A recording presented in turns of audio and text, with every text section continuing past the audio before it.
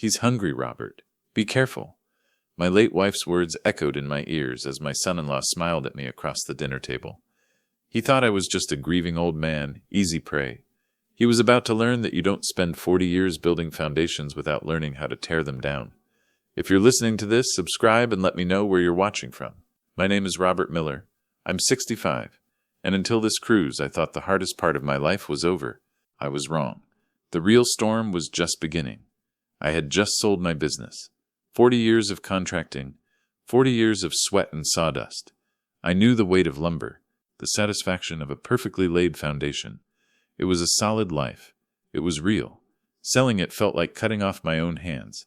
But the developers offered a price that shocked me. Millions. Suddenly I was rich, and I felt utterly, completely lost. The money didn't fill the hole Linda left. It just made the silence louder. This ship, the Azure Empress, was a floating city of glass and steel. Endless buffets. Lights that were too bright. Waiters in white jackets everywhere. I didn't belong here. I'm a man of quiet mornings and black coffee, not poolside DJs and loud music. I felt like a wrench in a jewelry box. Stiff, awkward, and completely out of place. It was the fourth night, gala night. They forced me into a tuxedo. I felt ridiculous, like a penguin in a straitjacket. I tugged at the collar, feeling the sweat bead on my neck. Mark, though, he looked like he was born in one. Smooth, polished. His smile always seemed practiced, like he rehearsed it in the mirror. He worked in finance. That meant expensive suits, vague promises, and very little actual sweat. I never trusted a man with soft hands. Mark's hands were soft. Too soft. They were the hands of a man who manipulated numbers, not materials. And lately I realized he manipulated people too. We were in the grand dining room. Crystal chandeliers hung overhead, casting a glittering light on the scene. People dripped in jewelry and self-importance. The air was thick with expensive perfume and the quiet hum of money. I felt the familiar tightness in my chest. This wasn't my world. Mark swirled his wine. The deep red liquid caught the light. He was watching me, calculating. The air at the table felt thin, charged. Robert, you have to admit, this is living, Mark said, flashing that perfect smile. He always called me Robert, never Dad. It kept a distance between us, a cold, professional distance. He was setting the stage. I just didn't know for what yet. He leaned forward, his eyes locking onto mine. Sitting on all that capital from the sale. His voice dropped slightly. It must be a relief, but also a big responsibility. His eyes scanned my face, looking for an opening, looking for weakness. I manage, I said shortly. I cut into my steak. It was too rich. The conversation already felt familiar, a slow circling. I knew where this was heading, and I was already tired of it. Of course you do, Mark said, the smile widening slightly. But the market is volatile right now, Robert. Sitting cash is dead cash. He paused for effect. It's losing value every single day. There it was, the pitch. I knew it was coming. It was always coming. But this time, it felt different, more urgent. He tapped the table with his manicured finger. I have an opportunity, Robert. A real estate venture. It's foolproof. He lowered his voice to a confidential whisper. If you transferred, say, 2/3 of your funds into my management, I could double it, 18 months. He leaned back, looking pleased with himself. Guaranteed, guaranteed. The word hung in the air, heavy and false. In construction, nothing is guaranteed. Weather changes. Materials fail. People make mistakes. I put my fork down. The clatter seemed loud in the sudden silence at our table. I looked him straight in the eye. Mark, I appreciate the offer. I tried to keep my voice steady, but the irritation was rising. But that money is my security, I continued. It's what Linda and I worked for, 40 years of sweat and sacrifice. I shook my head. I'm not gambling with it. I need safe investments. Mark's smile froze. His hand tightened around the wine glass. The silence stretched. I saw Sarah glance nervously between us. The air felt heavy. His jaw tightened. It was a small movement, barely perceptible. But I saw it, a flicker of irritation crossing his face before the polished mask slipped back on. It's not gambling when you know the outcome, Robert, he said, his voice tight, the warmth gone. You're being overly cautious. Antiquated, really. Then came the knife twist. He glanced at Sarah, pulling her into the conflict. Don't you want to provide a better future for Sarah? For your future grandchildren?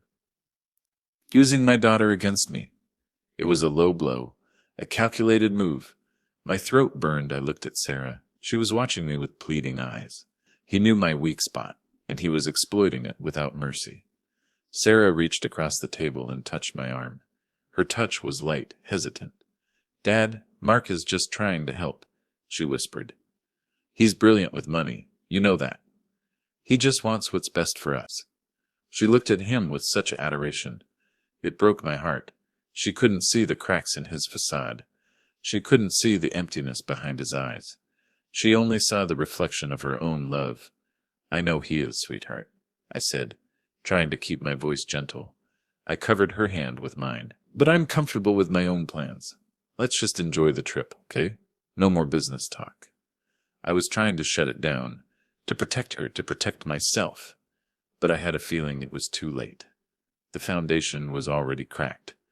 Mark's smile faltered. He leaned back in his chair, the polished facade slipping again. Fine, Robert, he said, his voice cold. But sometimes, being too careful is the biggest risk of all. It sounded less like advice and more like a threat. A veiled warning, a promise of things to come. The conversation died, but the tension remained. A silent, humming wire stretched between us. I finished my meal quickly and excused myself. The forced cheerfulness of the dining room was suffocating me. I needed air. I needed to get away from him. I walked out onto the Lido deck. The air was humid. It smelled of salt and chlorine. The sounds of the party faded behind me. I stood by the railing, watching the dark water churn below. The ocean was vast, endless. It swallowed everything, light, sound, hope. I was thinking about Linda. She would have known what to do about Mark. She always had a clearer sense of people than I did. She saw the rot beneath the surface.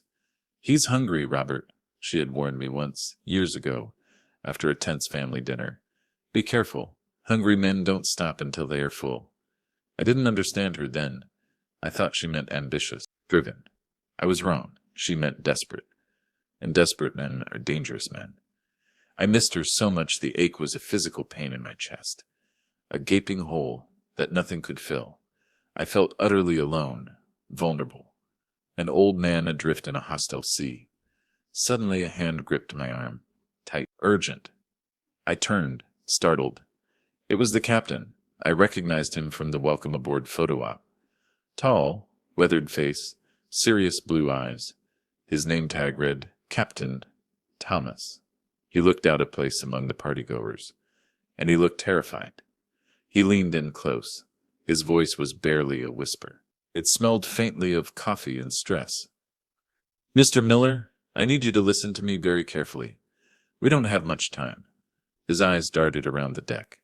Nervous, afraid. He was checking for eavesdroppers. The urgency in his voice sent a shiver down my spine. I frowned. Is something wrong with the ship? Are we sinking? My heart started a slow, heavy pounding. My mind raced through disaster scenarios. No, he said, glancing nervously over his shoulder again. The music from the party seemed suddenly sinister, the laughter menacing. It's your son-in-law, Mark. What about him? I felt a cold dread creeping up my spine. Linda's warning echoed in my ears. Hungry. The knot in my stomach tightened. Captain Thomas leaned closer still. His words were rushed, urgent. You need to leave this ship. At any cost. Tonight. I stared at him, utterly bewildered. Leave? We're in the middle of the Atlantic. What are you talking about? How? It made no sense. Your son-in-law is planning. He stopped, his eyes darting around again. He seemed to struggle with the words. He is a very dangerous man. You are not safe on this vessel. Not for one more night. His grip tightened on my arm, pleading. Was this some kind of joke? A bizarre cruise ship prank? Dangerous? Mark? He's a financial advisor, I said, trying to keep my voice light. Trying to convince myself this wasn't real. But my hands were shaking. The fear was starting to take hold. The captain's terror was contagious. I am positive, Mr. Miller. His voice was grim. I cannot explain all the details now. but I have received intelligence from Interpol. An agent Garcia contacted us this afternoon. They have been tracking your son-in-law for months. Interpol, Agent Garcia. The words felt surreal, like something out of a movie. My world was tilting on its axis. The intelligence suggests your life is in immediate danger, he continued, his voice low and urgent. Please, sir, do not be alone with him. Stay in public view. We are working on a plan. He pulled away and disappeared back into the crowd before I could ask anything else. I stood there, gripping the railing, my knuckles white, my mind reeling. The captain seemed completely serious. His fear was real, palpable, yet the idea was insane. Mark, planning to kill me, my son-in-law, Sarah's husband? It couldn't be true. It was impossible. I decided the captain must be mistaken, confused. Maybe he was overworked, stressed. I shook my head and tried to put it out of my mind. But the seed of fear had been planted, and it was starting to grow, its roots digging deep into my soul. I started walking back toward the dining room, but a nagging feeling made me pause. A knot tightening in my gut, a primal instinct warning me of danger. Danger. I had to be sure. I had to know the truth. I spotted Mark and Sarah near the pool bar. Mark had his back to me, his phone pressed tightly to his ear. His posture was tense, rigid. Sarah was looking down at her drink, her face shadowed. She looked small, sad, worried. I moved closer, slowly, carefully, staying behind a large decorative pillar. The music was loud, a pulsing beat that matched the pounding in my head. The wind carried fragments of Mark's hissed words toward me. I strained to hear. I told you the old man is stubborn. He won't budge on the transfer. His voice was tight, desperate. The polished veneer was replaced by a raw, ugly anger. No, we can't wait any longer. The deadline is Friday. The pressure is too much. He ran a hand through his perfect hair, messing it up for the first time I'd ever seen. He was unraveling. The insurance payout is the only way now. Insurance. The word hit me like a physical blow. It has to look like an accident. Simple, clean, high railing, dark night. Done. The air seemed to leave my lungs. I couldn't breathe. Insurance payout. Accident. Stubborn old man. He was talking about me. He was planning to murder me. The captain was right. I backed away slowly, my mind racing, my heart hammering against my ribs. It wasn't a mistake. It wasn't paranoia. It was real. This polished, charming man, the man my daughter loved, a monster. I stumbled away from the pool deck. I needed to find a quiet place. To process what I'd heard, I found myself in a narrow corridor, lined with crew doors.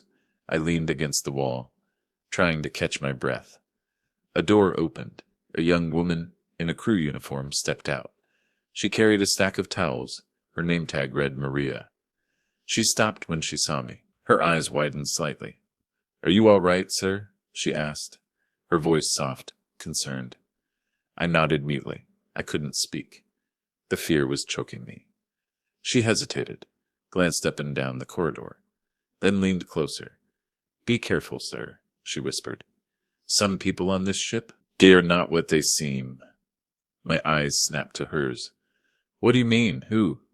"Your son-in-law," she said, her voice barely audible. "He asks too many questions. About the security cameras. About the crew schedules." She paused. "He was looking at the blueprints of the ship in the library yesterday." Blueprints. I knew blueprints. I knew how to read them, how to find the weak spots, how to find the blind spots. He wasn't just planning an accident. He was engineering it. Meticulously, carefully. "Thank you, Maria," I said, my voice trembling. She nodded quickly and hurried away, leaving me alone in the corridor, with the terrifying realization that Mark was a predator, and I was his prey. I was standing near the elevators, trying to decide what to do next, when the captain appeared again.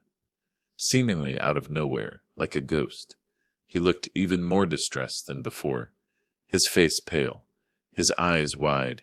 He pulled me into a small alcove, away from the security cameras. His hand was shaking as he gripped my arm.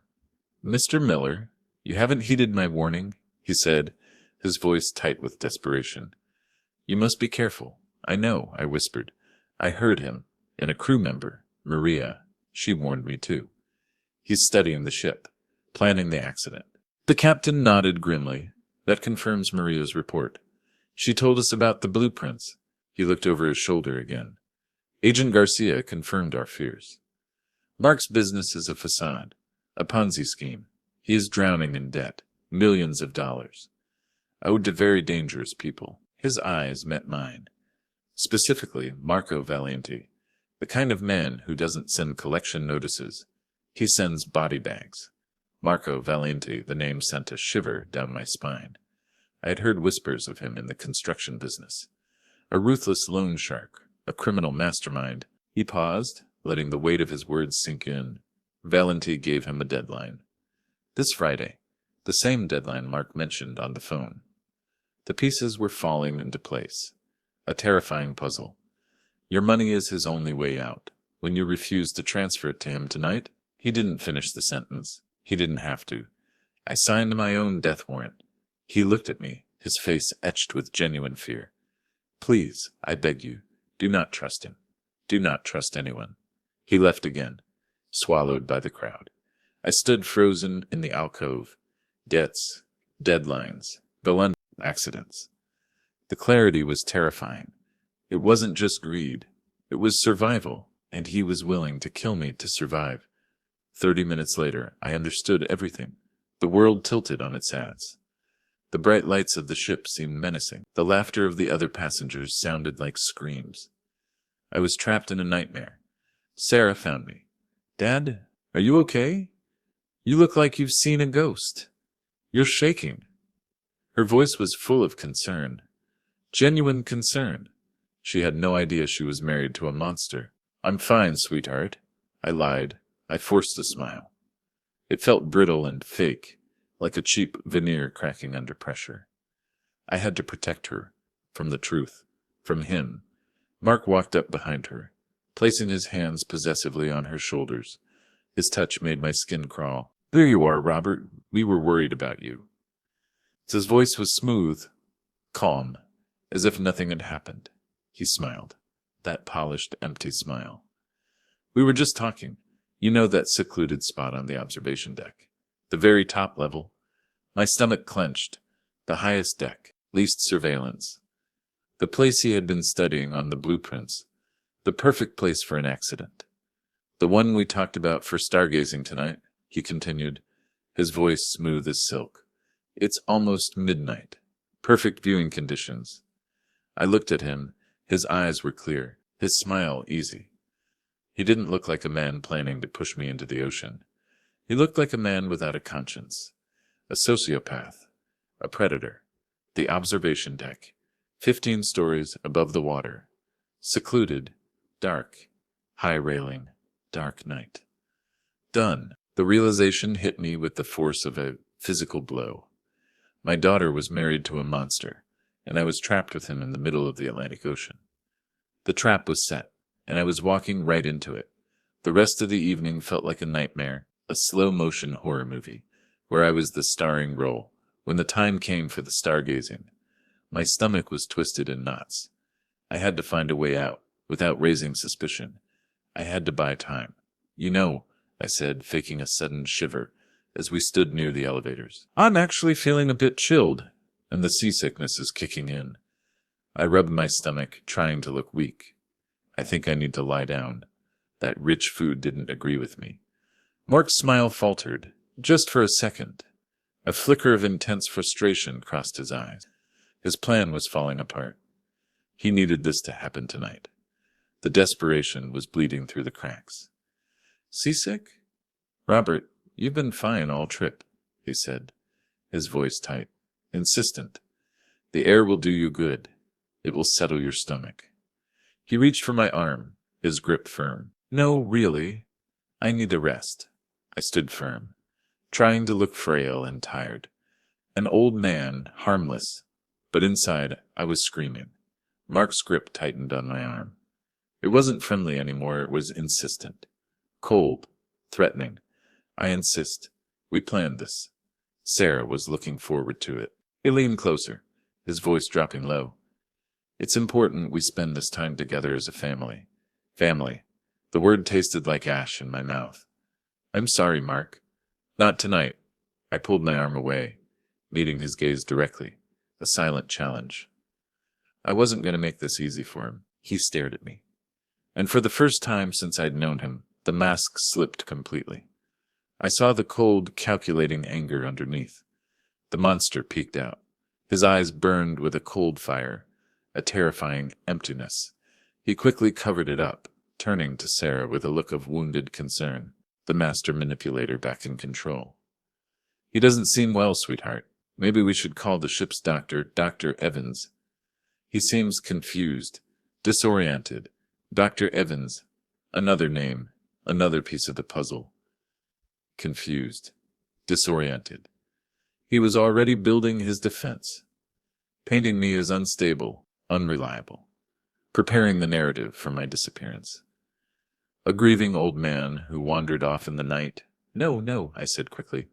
I just need sleep. I'll be fine in the morning. I turned away, but I knew I hadn't avoided the danger. I had only delayed it, and I had confirmed his intentions. The hunt was still on, and the stakes were higher than ever. As I walked back toward the cabin, a large sweep Mark had insisted upon, I was intercepted by Sarah. She pulled me into the hallway, her face tight with anger.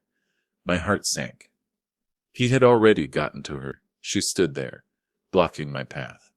Her arms crossed tightly over her chest. The silence in the hallway was deafening. Her eyes, usually so warm, were cold, distant. Dad, what is wrong with you? She hissed, her voice trembling with emotion.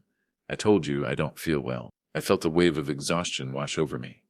The stress was taking its toll. It's not that. It's the way you're treating Mark. She took a step closer. You were rude at dinner, and now this. He organized this whole trip for you. He's trying so hard to connect with you, and you just keep pushing him away. Sarah, there are things you don't understand. I wanted to tell her, to scream the truth, to warn her, to save her, but the captain's warning echoed in my ears. Do not trust anyone. If Mark realized I had confided in her, it might put her in danger. He was desperate enough to do anything. Or worse, what if she didn't believe me? What if she chose him? The thought terrified me more than anything. What things? She demanded, her voice rising. That you think he's not good enough for me? Ever since Mom died, you've been suspicious of everyone. You've shut everyone out. You're paranoid, Dad. Her words stung like salt in an open wound. You're grieving, I get it, but you can't take it out on Mark. He loves you. Why can't you just let us take care of you? She thought I was the problem. He had turned my grief into a weapon against me. He had manipulated her so completely. I stared at her, speechless. The distance between us felt like a chasm. I had already lost her. I'm sorry, honey. I'm just tired. I hugged her briefly, feeling the stiffness in her posture, the coldness in her touch. I escaped toward the cabin, alone, terrified, and heartbroken. I needed a new plan. I needed evidence. The captain's warnings weren't enough. Maria's warning wasn't enough. I needed something concrete, something solid. I needed proof. I lay awake for hours. The gentle rocking of the ship felt menacing, a countdown to disaster.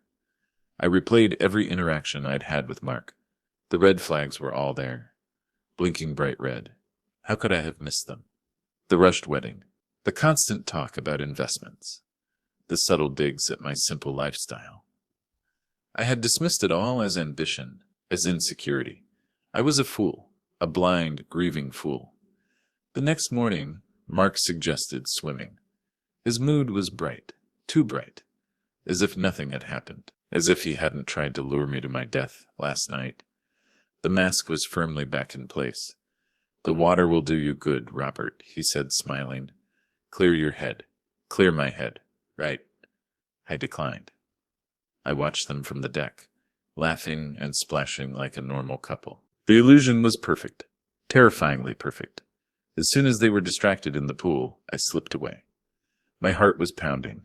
I knew this was my only chance. If this story has kept you on the edge of your seat, please hit the like button And don't forget to subscribe. It helps our channel grow and bring more stories to light. I knew I only had a few minutes before he came looking for me. I hurried back to the suite. My hands were shaking as I used the keycard. The click of the lock sounded like a gunshot in the silence. I went straight to Mark's side of the room. His leather briefcase was on the desk. Expensive. Italian. Locked. Of course it was. I spent 40 years working with my hands. I knew how to handle locks. I knew how to break things down and how to build them back up. I took a small nail file from Sarah's cosmetic bag. I worked on the simple mechanism, my fingers clumsy with fear. Sweat dripped down my forehead. Every second felt like an eternity. Every sound amplified. Every shadow menacing.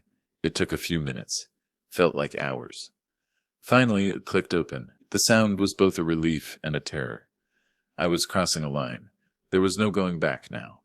I rifled through the papers. Business contracts, stock reports, financial statements.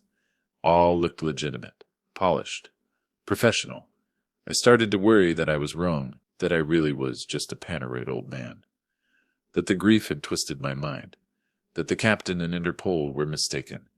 Then I found it, a thick manila envelope, hidden beneath a false lining at the bottom of the briefcase. My fingers brushed against the rough paper. My heart leaped into my throat. I pulled it out and opened it. My heart stopped. The air rushed out of the room. I couldn't breathe. It was a life insurance policy. Dated just 3 weeks ago. The insured name was mine, Robert William Miller. The amount was $5 million, far more than the money I had from the business sale, the price on my head. And the sole beneficiary was Mark. Not Sarah, Mark. I stared at the document, the words blurring. $5 million. He had put a price tag on my life, and he didn't even care enough to include my daughter. And Sarah's signature wasn't anywhere. He had forged my signature. He had done this entirely without her knowledge. The betrayal was staggering. It wasn't just murder, it was theft. Deception. He wasn't just trying to kill me. He was stealing from my daughter. He was erasing my legacy. But as I looked closer at the other documents, the full picture started to emerge. Darker, more twisted than I could have imagined. The depths of his depravity were bottomless. The business contracts aren't successes. They were failures. Massive failures. I found notices of default, demands for payment, legal threats. His business was a sham, a Ponzi scheme, a house of cards. One document, a loan agreement. The creditor Valenti Enterprises. It detailed a loan of $3 million. Personally guaranteed by Mark. The due date was this Friday. The deadline, the pressure, the desperation. This was the twist. The final piece of the puzzle. Mark wasn't just greedy, he was desperate. The captain was right. Mark was drowning, and he was trying to pull me down with him. The expensive suits, the lavish lifestyle, the Azure Empress, it was all a facade, built on debt and deception. And it was about to collapse. The insurance money wasn't to make him rich. It was to save him from Valenti, and he needed it now. He was a cornered animal, ready to strike. I heard a noise outside the door, the click of a key card. He was back. Panic seized me. I quickly shoved the papers back into the briefcase, my hands trembling violently, my heart pounding so hard I thought it would burst. I clicked the lock shut just as Mark walked into the room. He stopped short when he saw me near his desk. His hair was still wet from the pool. Water dripped onto the expensive carpet. He was smiling. The smile didn't reach his eyes. "Robert, what are you doing?" he asked, his voice casual, but his eyes were sharp. Analyzing the scene, missing nothing, scanning the desk. The briefcase, me, just looking for some aspirin, I lied, pointing vaguely toward the bathroom. My headache is back. I tried to sound casual, but my voice cracked. I sounded old, afraid, guilty. He walked over to the desk, slowly, deliberately, like a predator stalking its prey. He touched the briefcase, his fingers lingering on the lock, testing it. I tried to remain calm, but my heart was hammering against my ribs. A frantic bird trapped in a cage. He checked the lock. It seemed secure. I held my breath, but then he saw it. A tiny scratch near the mechanism. A scratch I had made with the nail file. A mistake, a fatal mistake. His eyes narrowed. He looked at me, a slow, cold realization dawning on his face. He knew I had been in his briefcase. He knew I knew the truth. The mask dropped. The polished smile vanished, replaced by a look of pure malice. "You should be careful with aspirin, Robert," he said, his voice low and menacing. The threat clear, the polished mask was gone, replaced by something cold and dead. "Too much can be dangerous," he continued, holding my gaze, his eyes burning with hatred. "Especially when mixed with the sun. It can make you dizzy, disoriented." He was describing the accident he had planned for me. He was telling me how he was going to kill me. The pretense was over. The game had changed. It wasn't a hunt anymore. It was a war, and the first shot had been fired. I had to get out of there. I muttered something about the pharmacy and quickly left the room. My legs felt weak, my breath shallow. I didn't look back. I knew if I did, I would see the face of my executioner. I didn't go to the pharmacy. I went straight to the navigation bridge. I had to find Captain Thomas. I had the proof. I found him in his office, poring over weather charts. The radar showed a massive storm system approaching. The sky outside was already darkening. I burst in, breathless and shaking. "He knows," I gasped. "He knows I suspect him. And I know about Valenti." A captain's face turned pale at the mention of the name. "Valenti? That explains the urgency from Interpol." Agent Garcia emphasized the danger if Valenti is involved. "He is ruthless. I told him everything else.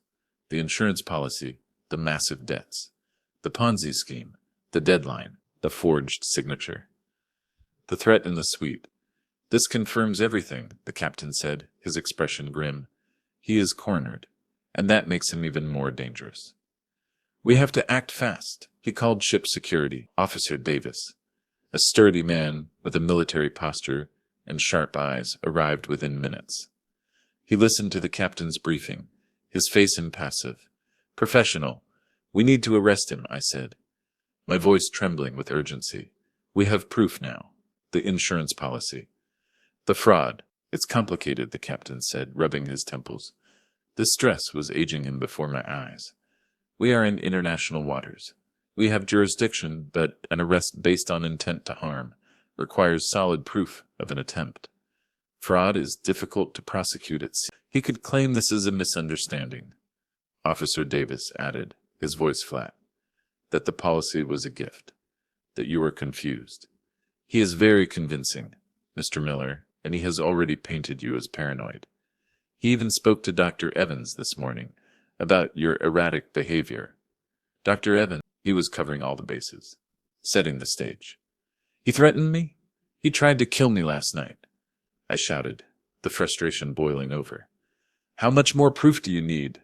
"Your word against his," Officer Davis said gently.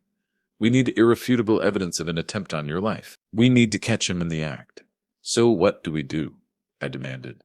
"Wait for him to throw me overboard." The absurdity of the situation was maddening. I was trapped by the law while a murderer roamed free. The captain thought for a moment, a flicker of hope in his tired eyes. "There is an unscheduled medical stop tomorrow morning, a small island with an airstrip. I can arrange for you to disembark there secretly. Once you are safe, we can contact the authorities. Agent Garcia can meet you there." It felt like the first glimmer of hope, an escape route, a way out of this nightmare. A lifeline. I spent the rest of the day in a small crew cabin on the lower deck, under the protection of Officer Davis. It was cramped and noisy. The smell of diesel fuel hung heavy in the air. I felt like a prisoner, but at least I was a safe prisoner. At least I was alive. I tried calling Sarah, but she didn't answer. My heart ached. I imagined Mark telling her lies about me, that I had wandered off, that my grief had finally broken me, that I was having a mental breakdown, that Dr. Evans was worried about me. He was poisoning my daughter against me, preparing her for my disappearance. He would tell her I had taken my own life, consumed by grief, and she would believe him. She would mourn me, thinking I had abandoned her. The thought filled me with a profound sadness. Linda, how did I let this monster into our lives? How did I fail to protect our daughter? The guilt was overwhelming. Late that night, the captain came to see me. His face was grave. The hope that had kept me going started to flicker and die. I knew before he even spoke. The storm outside was getting worse. I have bad news, Robert, he said, his voice heavy. He was wearing a rain slicker. Water dripped onto the metal floor. The ship was already pitching heavily. The wind howled like a banshee. The storm system has intensified. It's hitting the island directly. He pointed at a weather radar on his tablet. A swirling mass of red and yellow. A hurricane. The medical stop has been cancelled. The airstrip is closed. We cannot disembark anyone. My heart sank. My escape plan was ruined. I was trapped. Trapped on the ship with Mark. The storm had sealed my fate. The storm was raging outside, the ship pitching violently in the rough seas. The metal hull groaned under the pressure of the waves. A symphony of destruction. So what now? I asked. The despair creeping into my voice. The darkness closing in. I was running out of options. Running out of time. Tonight is the final night of the cruise, Thomas said, his eyes meeting mine. The blue eyes were now steel gray, determined. Resolute. He knows this is his last chance. He has to pay Valenti. He will try something. He has to. The storm provides the perfect cover. His voice was firm. And when he does, we will be watching. I realized what he was suggesting. I had to be the bait. I had to walk into the lion's den. I had to face the monster. I was terrified. I was an old man, tired and broken. I was no match for Mark's youth, his strength, his desperation. But I thought of Sarah, trapped in Mark's web of lies. I thought of the life Linda and I had built together, brick by brick. I had to protect my legacy.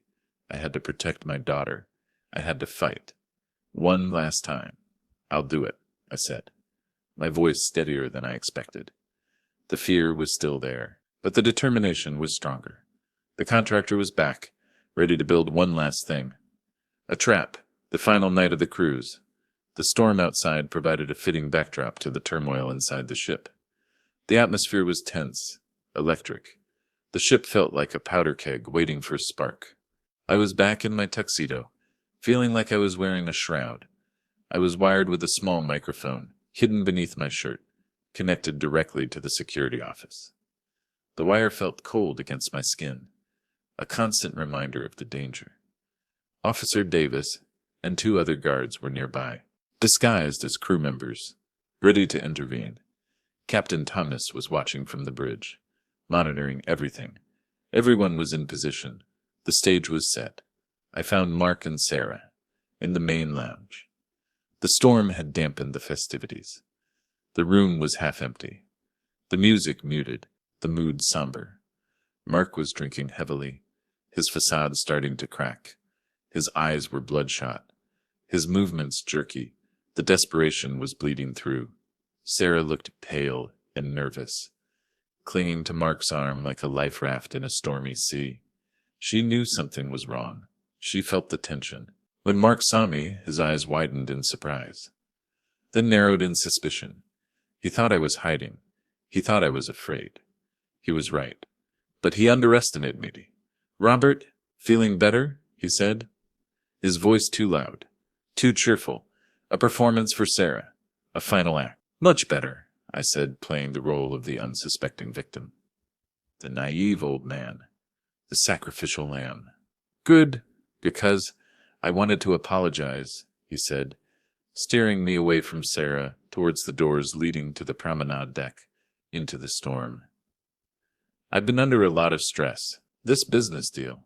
I didn't mean to pressure you." "I understand," I said, letting him lead me outside.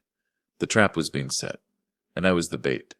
The wind hit us like a physical blow, tearing the breath from my lungs. The rain was coming down in sheets, plastering my clothes to my skin. The deck was deserted, slick with water, treacherous. The waves were high, massive walls of black water crashing against the hull of the ship with a deafening roar. The sound of the storm was overwhelming. A perfect cover for murder. Mark led me toward the stern, the darkest and most isolated part of the deck. The lights flickered, struggling against the storm. The darkness closing in. This is it, I thought, my heart pounding in time with the crashing waves. I hoped the microphone was working. I hoped they could hear us over the wind. I hoped I was strong enough to survive this. We reached the railing. The ocean below was a churning abyss of black water and white foam. A terrifying, endless void. A watery grave. Beautiful night, isn't it? Mark shouted over the roar of the wind. He leaned against the railing, looking out at the storm. His face illuminated by a flash of lightning. He looked insane, unhinged, demonic. Mark, it's over, I said, my voice barely audible over the storm. I didn't need to pretend anymore. The time for games was over. The time for truth had come. He turned to me, his eyes wild, reflecting the chaos of the storm. What's over, Robert? He spat the words out, the contempt dripping from his voice. I know everything. The insurance, the debt. Valenti. The plan to kill me. The captain knows, too. Interpol knows. He laughed, a harsh, desperate sound that was swallowed by the wind. You think you've won, you old fool? You know nothing. You have no idea the kind of people I owe money to. He screamed, the desperation bleeding into his voice. Valenti is not a businessman. Robert, he is a monster. He doesn't just kill you. He destroys everything you love. If I don't pay him by Friday, he won't just come after me. He leaned closer, his face twisted in a snarl. The ultimate betrayal. He will come after Sarah. My blood ran cold. He was threatening my daughter, using her as leverage. Even now, at the very end. He was willing to destroy her life to save his own. The depth of his evil was staggering. You leave her out of this, I snarled. The rage finally breaking through the fear. A primal urge to protect my child. A surge of adrenaline flooding my veins. I can't. She's my ultimate insurance policy. He laughed again, a sick, twisted sound. Valenti knows where she lives, Robert. If I disappear, they will take her, and they will make her pay my debt. Piece by piece. He was cornered, desperate, and willing to destroy everything in his path. He wasn't just a manipulator, he was a monster, and I had to stop him. He lunged at me, his face contorted in a mask of fury. I tried to step back, but the deck was slippery, pitching violently in the storm. I lost my balance. I fell, hitting my head against the railing. The impact, sending stars bursting across my vision. Pain exploded in my skull. I was stunned, disoriented. He was on top of me instantly. His hands gripping my throat, squeezing the life out of me. His face inches from mine, his eyes burning with hatred. His breath hot on my face. It should have been easy. Robert, he screamed over the storm. A slip, a fall, a tragic accident. But you had to make it complicated. You had to fight. I struggled against his grip, my vision starting to blur, the edges turning black, the darkness closing in. I was losing consciousness. The microphone. I hoped they were coming. I hoped it wasn't too late. I hoped Sarah was safe. Suddenly, a spotlight hit us, blindingly bright, cutting through the darkness and the rain. A beacon of hope. Security. Freeze. Captain Thomas's voice boomed over the loudspeaker. Amplified. Authoritative. The voice of God. Mark froze. Startled by the sudden light, his grip loosening slightly. It was enough. A split-second opportunity.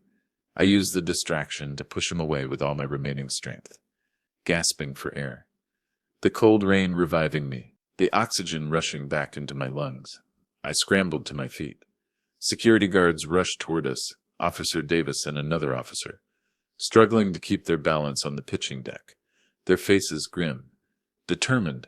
Dad, Sarah burst onto the deck, her hair whipping around her face, her eyes wide with horror. She must have followed us. She saw everything. The nightmare made real. Mark looked panicked, his eyes darting around like a trapped animal. He looked at Sarah, his face twisted in a desperate plea. The manipulator trying one last trick, one last lie. Sarah, help me. Your father attacked me. He's gone crazy. He's trying to kill me. He pointed a shaking finger at me.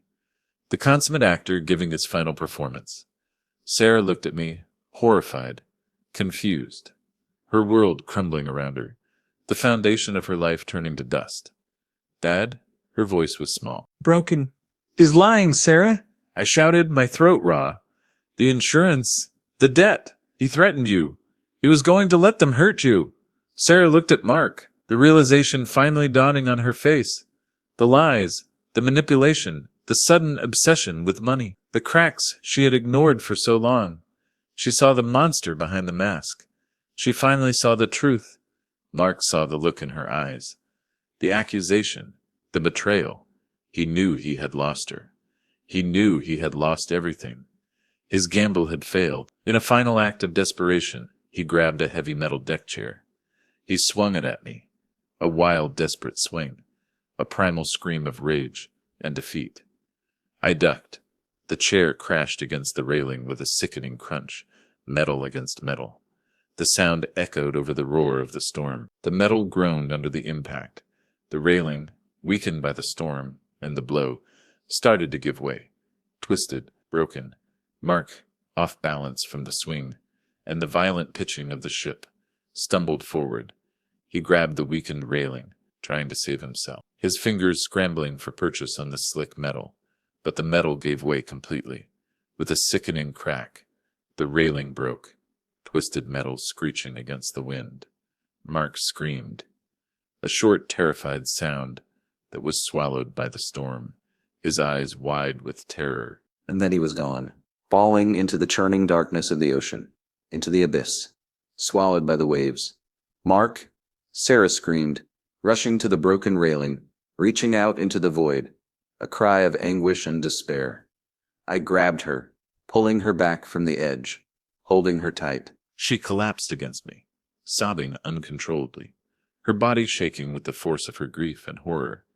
I held her as she shattered. Captain Thomas and the security guards surrounded us. The spotlight the broken railing, the empty space where Mark had stood. The void of the ship's horn blasted. A long, mournful sound, signaling a man overboard. But in the storm, in the raging sea, we all knew it was futile. Mark was gone, consumed by the same darkness he carried within him. The rest of the night was a blur, a whirlwind of questions and statements, flashing lights and shouted orders. We were taken to the captain's office. Sarah sat huddled in a chair, wrapped in a blanket, staring blankly at the wall. The shock had paralyzed her. I told the captain and Officer Davis everything that had happened. The microphone recording confirmed my account, capturing Mark's confession. His threats against Sarah, the entire struggle. The truth laid bare, undeniable. The investigation confirmed everything. Mark's debts were astronomical. The Ponzi scheme was exposed. The insurance policy was fraudulent. The threats against Sarah were real. The authorities were alerted. Agent Garcia coordinated the effort to protect Sarah from Marco Valenti and his organization. The danger hadn't passed completely, but we were safe for now. The official ruling on Mark's death was accidental, a casualty of the storm, but we knew the truth. His greed and desperation had finally destroyed him. He built his life on a foundation of lies, and it finally collapsed. 2 days later, we disembarked at the final port in Miami. The sun was shining, the sky a brilliant, cloudless blue, a cruel contrast to the darkness that had engulfed us. The air was warm, but I felt a chill that wouldn't go away, a permanent frost that had settled in my bones. The scars of the storm remained. We stood on the dock, our luggage at our feet, the hustle and bustle of the port surrounding us. Sarah was silent. The vibrant, happy woman who had started the cruise was gone, replaced by a hollow shell, shattered by the realization of her husband's betrayal. She finally looked at me. Her eyes were red and swollen, filled with a profound, aching sadness that mirrored my own. The grief was overwhelming. "He was going to kill you, Dad," she whispered, her voice trembling, raw with pain. The realization finally sinking in. The horror of it all. "I know, sweetheart." I reached for her hand, Her fingers were cold. I didn't see it. I couldn't see it. Tears streamed down her face. I defended him. I accused you of being paranoid. I chose him over you. The guilt was crushing her, the weight of her blindness unbearable. She blamed herself. You were blinded by love, I said. My voice thick with emotion, the tears finally breaking through, the grief I had held back for months. For Linda, for Sarah, for myself. He was a master manipulator. He fooled everyone. It's not your fault. I pulled her close, shielding her from the world. It is, she insisted, sobbing into my shoulder. I let him isolate you. I let him manipulate me. I almost cost you your life. How can you ever forgive me? She started crying again, deep, wrenching sobs that shook her whole body. I held her close, stroking her hair, just like I used to do when she was a little girl, had woken up from a nightmare. I held her, rocking her gently, shielding her from the world, from the darkness, from the pain. I had saved her life, but I had also shattered her word, the idealized version of her marriage, her future, the life she thought she had. It was all gone, washed away by the storm, leaving only debris. I looked out at the ocean. The water was calm now, sparkling under the sunlight, beautiful on the surface, but hiding darkness beneath. Just like Mark. I thought about Linda. I hoped she was watching over us. I hoped she was proud of me. I hoped she knew how much I loved her. I had retired looking for peace and quiet, but I had found myself in the middle of a storm of betrayal, greed, and violence. A storm that tested the very foundations of my life. We survived, but we were not unscathed. We were broken. The scars would remain long after the cruise was over, a permanent reminder of the darkness that hides in plain sight, hiding behind polished smiles and expensive suits. As we walked away from the dock, I realized that the true meaning of family is not about first vacations or shared laughter. It's not about the facade we present to the world. It's about the strength to face the darkness together, the courage to protect the ones you love, even when it means confronting the monsters who smile at you over dinner, the ones who call you family, the ones who sleep in your daughter's bed. And as I held my daughter's hand, feeling the warmth of her skin against mine, I knew that we would rebuild, slowly, painfully, brick by brick, because I knew how to build things that last. I knew how to lay a solid foundation, because sometimes the deepest wounds are the ones that teach us how to heal, and the fiercest storms are the ones that lead us home. Thanks for listening. Please rate our story in the comments. If you enjoyed it, don't forget to subscribe. Your support means a lot, because your time matters.